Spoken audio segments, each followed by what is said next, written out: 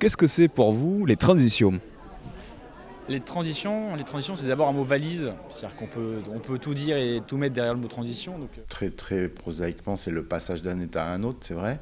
On l'emploie, nous, plutôt pour dire c'est le temps de bouger, et c'est le temps de sortir de l'inertie. La transition, ce que ça m'inspire, c'est que le changement de nos manières de produire, de consommer est inéluctable, parce que du fait d'abord du changement climatique, mais aussi du fait que les énergies fossiles sur lesquelles toutes nos sociétés sont basées vont devenir de plus en plus chères.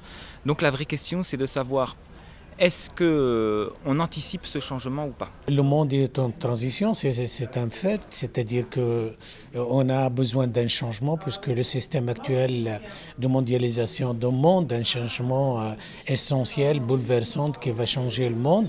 Mais la Tunisie aussi, ça demande est en phase de transition. Je pense qu'il y en a plusieurs transitions, que nos combats, nos luttes, nos questions que nous tracassent et pour lesquelles nous nous mobilisons ensemble, elles peuvent nous amener exactement vers un changement du paradigme, donc un changement de société.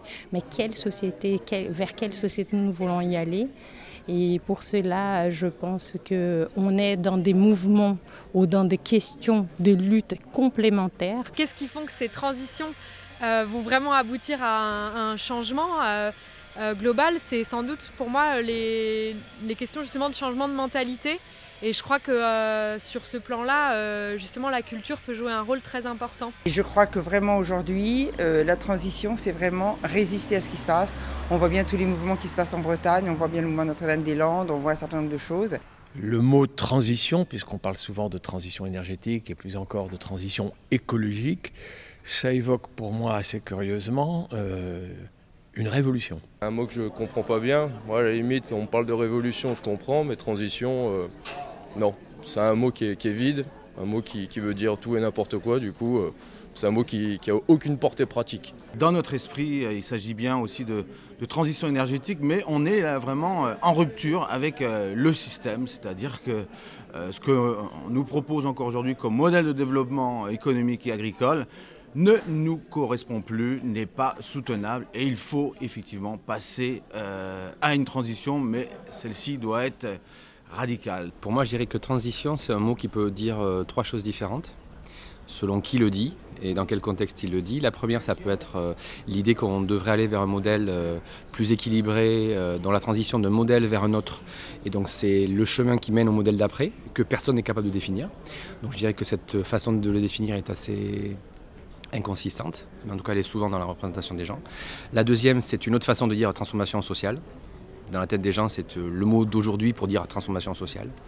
Et la troisième chose, c'est la troisième façon de le concevoir, c'est un mot qui peut permettre de rentrer non pas dans une statique des choses, chercher un équilibre économique, écologique, mais de montrer qu'on est en perpétuelle évolution et que la vie, c'est une vie de déséquilibre et que la transition, c'est quelque chose qu'il faut qu'on rentre dans nos esprits comme étant une façon d'évoluer en permanence et dans la vie et dans les sociétés. J'ai envie de dire tout peut être transition, mais il y a une transition qui est nécessaire, c'est une transition sociale, écologique, économique, pour un système plus juste.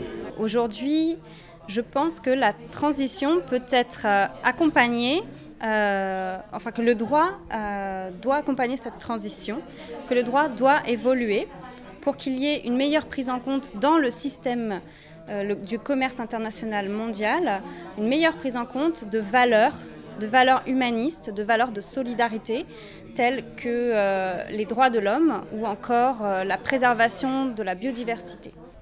How do I experience transition?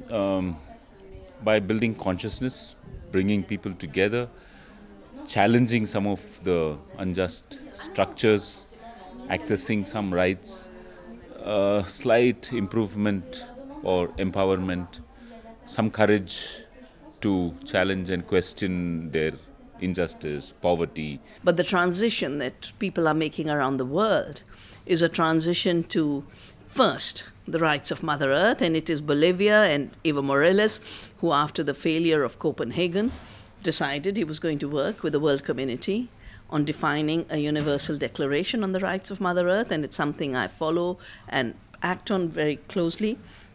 And the second is people's rights through centuries.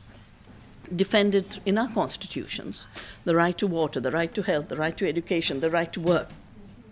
These rights cannot just be taken away unconstitutionally.